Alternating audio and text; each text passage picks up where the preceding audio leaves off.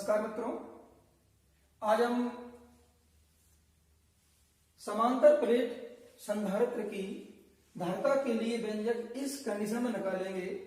कि यदि इन प्लेटों के बीच में आंशिक रूप से परावैद्युत माध्यम के भरा हो और शेष स्थान पर वायु हो। फ्रेंड्स, आप देख रहे हैं कि इस समांतर प्लेट संधारित्र में हमने दो प्लेटें ली हैं, ए और बी, और इन दोनों प्लेटों के बीच में टी मोटाई का परावैद्युत माध्यम के भर दिया है हमने, और ये प्लेट के रूप में है जिसे प्लेट ए और बी के समांतर रखा गया है। शेष स्थान पर वायु है और आप देख सकते हैं कि प्लेट जो परावैद्युत माध्यम की जो प्लेट है उसकी मोटाई टी है, तो शेष स्थान पर वायु क्या होगी, तो वायु की मोटाई क्या होगी, क्योंकि ए और बी की बीच की डिस्टेंस डी है तो हम डी माइनस टी कर देंगे तो ये आपकी वायु के लिए मोटाई हो जाएगी। ओके, अब इसके बाद हम प्लेट ए पर +2 आवेश देते हैं और प्लेट ए पर जैसे ही +2 आवेश समान रूप से फैलता है तो प्रेरण की क्रिया के द्वारा प्लेट बी पर आंतरिक पृष्ठ पर -q आवेश पैदा हो जाता है। और हम जान चुके हैं पहले कि यदि प्लेट बी यदि पृथ्वीकृत है तो इसके पहले जो डेफिनेशन सॉल्व किया था उसे बताया था कि बाहरी पृष्ठ पर जो +2 आवेश प्रेरित होता है वह पृथ्वी में चला जाता है, क्योंकि इलेक्ट्रॉन ऊपर की ओर गति करते हैं पृथ्वी से और वो इस प्लेट पर प्रेरित होने वाले प्रेरण के द्वारा पैदा होने वाले +2 आवेश को आकर्षित कर लेते हैं। इस तरह से यहां पर केवल और केवल -q आवेश शेष रह जाता है और इस तरह से हम कह सकते हैं कि प्लेट ए पर +2 आवेश के कारण आवेश का पृष्ठ घनत्व सिग्मा बा प्लेट बी पर -q आवेश के कारण आवेश का पृष्ठ घनत्व सिग्मा होगा। और यहां पर फ्रेंड्स प्लेट ए पर अगर हम विभवांतर की बात करें तो VA होगा और प्लेट बी पर हम विभवांतर की बात करें तो VB होगा। अब इसके बाद यदि हम वायु में स्थित किसी बिंदु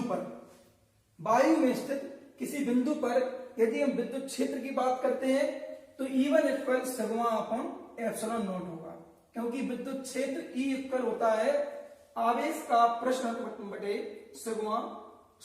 एप्सिलॉन नॉट। तो इस तरह से E इक्वल हो जाता है सिग्मा अपॉन एप्सिलॉन नॉट। तो हमने वायु में स्थित किसी बिंदु पर विद्युत क्षेत्र E1 माना है, इसलिए E1 वेक्टर इक्वल हो जाएगा सिग्मा अपॉन एप्सिलॉन नॉट। एवं यदि हम परावैद्युत माध्यम की जो प्लेट टी मोटाई की हमने ली है, यदि इसमें हम किसी बिंदु पर विद्युत क्षेत्र की बात करें तो E2 वेक्टर इक्वल होगा सिग्मा अपॉन के एप्सिलॉन नॉट। तो फ्रेंड्स, हमारे पास E1 और E2 प्राप्त हो चुके हैं। अब हम इसके बाद इन दोनों प्लेटों के बीच विभवांतर की बात करते हैं। अगर विभवांतर की बात करेंगे तो आएगा VA minus VB equal E1 into E1 गुणा में क्या आएगा D minus T plus E2 vector multiply two T। आप सोच रहे होंगे ये कैसे आ गया, समझिए आप, VA माइनस VB यानी कि विभवांतर बराबर क्या होता है। यहां यदि हम विभवांतर ज्ञात करेंगे तो हमने इसके पहले बताया था कि सूत्र V इक्वल क्या होता है E इंटू डी। अब यहां पर यदि हम विभवांतर निकालेंगे तो दोनों विद्युत क्षेत्र की तीव्रताओं को यहां पर लिखेंगे उनकी दूरी के साथ में प्लस करके। तो यहां पर ये दूरी जो हमारी विद्युत क्षेत्र E1 है वो E1 किसमें है, वो वायु के लिए है, तो दूरी क्या हो जाएगी वायु के लिए d माइनस टी, E की जगह E1 और D की जगह d माइनस टी प्लस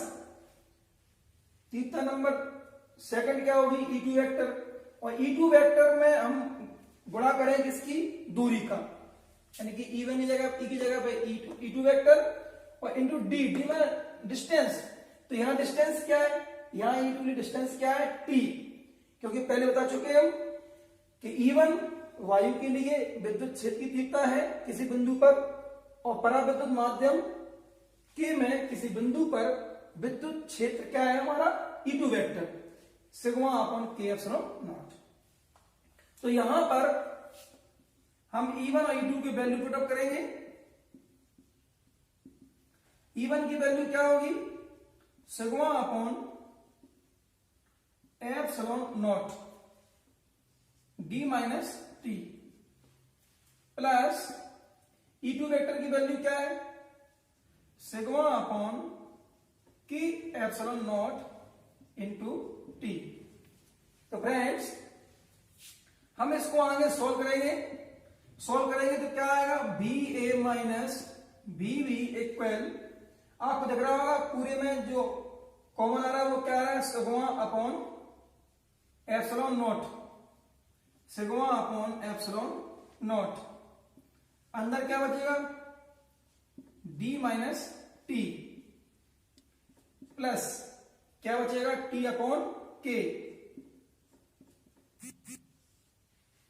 अब देखिए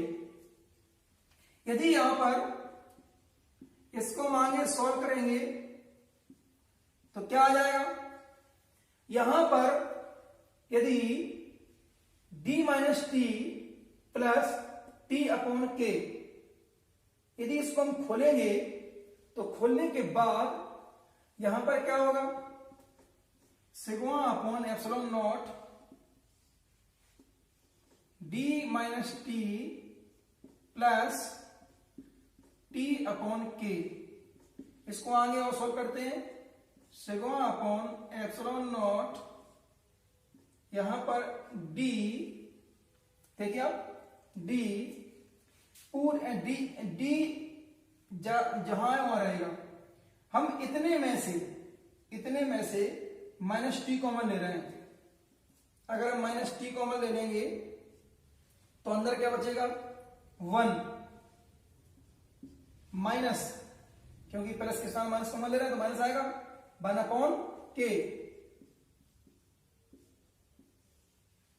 ये आपका आ चुका है B A minus B B. अब इसके बाद यहां पर हम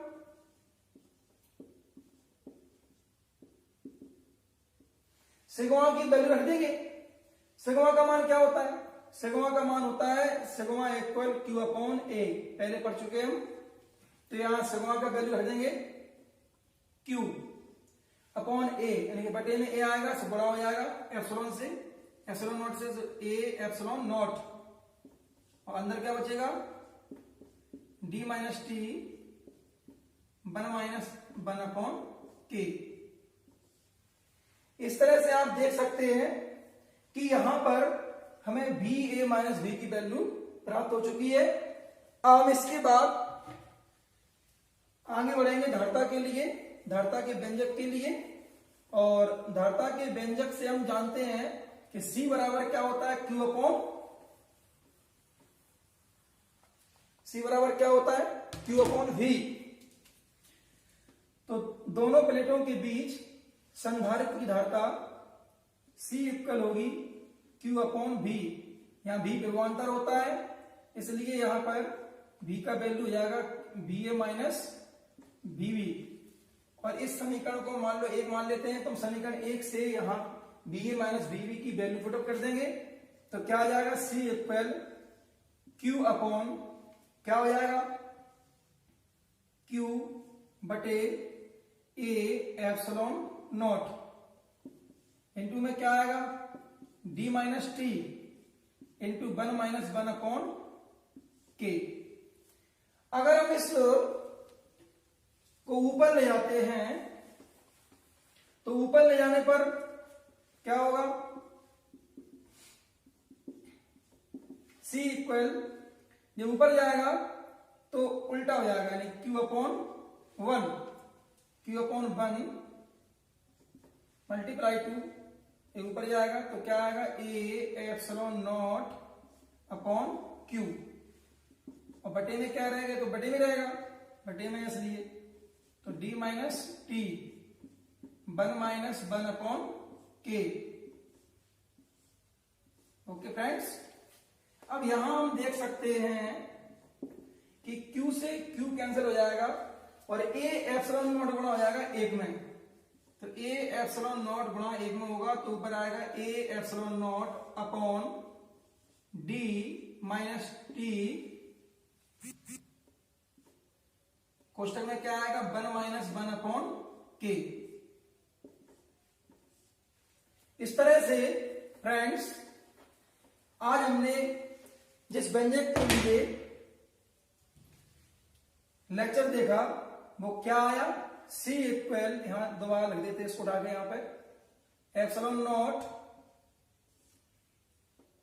D minus T into 1 minus 1 upon K। ये हमने यहां से इसको यहां दोबारा लिखा है, इससे आप अच्छे से देख सकें इसे। और धारता क्या होती है इसकी, फेरड। तो फ्रेंड्स एक क्वेश्चन लोग बहुत कठिन समझते हैं, जबकि आपने देखा कि कितनी आसानी से और कितने सिंपल टेक्निक से ये हमने आपके सामने निकाल दिया है। ये एग्जाम के लिए बहुत यानी कि